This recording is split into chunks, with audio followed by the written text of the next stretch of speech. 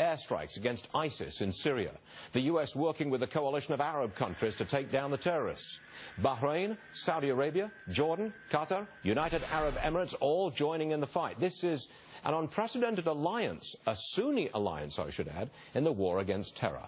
Former State Department official Christian Whiton is with us. Christian, this is an interesting coalition because it's all Sunni. What do you make of that? And Turkey's not involved either. Well, that's right. And Turkey is busy supporting the bad guys, actually, our sort of worst ally ever. It's important because who is eventually going to take control of Iraq and push the IS aside there, or in Syria? It has to be the Sunnis. It's not going to be the Shiite army under the Iraqi government in Baghdad. So I just get the impression that the president is being dragged into this kicking and screaming, that coalition partners are not that happy about all of this, and the coalition is extremely limited. That's exactly right, because there's some impressive footage of firepower, but the number of targets being hit for a very large army, an army that's now much larger than the Taliban before 9/11 and during 9/11, and it's not enough to really change the game. And our Arab allies are with us more rhetorically now because they're concerned that we're just smacking a beehive and might walk away, which Obama has done before. But the president is pursuing a policy which is probably in line with the policy that the people of America want. I don't think America wants to send an army to invade and crush ISIS.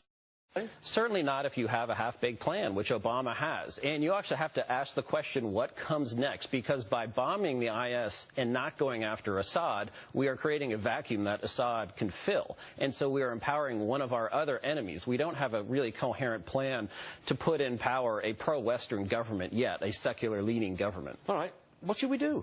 What should we do here? You're going to bite the bullet and send in the troops and crush them on their home turf? You're going to do that? You have to have a discussion with the American people and explain, first of all, how we got here. And Obama was handed an Iraq that was unitary, at peace. We went from 100 American deaths a month down to 0, 3,500 Iraqi murders a year down to, a month down to about 500. He threw that away. So it's not a great situation to inherit. But yes, we have to get serious. But it's all linked.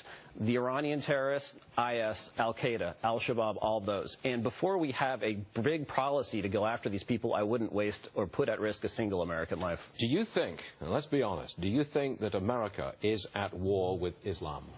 Not Islam, but Islamism, the theory that the political theory that you unify mosque and state. Do you think American people see it that way? I think it's never been really defined. And the American people, I think, instinctively know what's going on. Even when our politicians are cozying up to Iran, they know that's an Islamist theocratic government that's evil. And I think they know that about all these other terrorist groups. I just think our political betters in Washington don't. Christian Whiton, thank you very much for being here.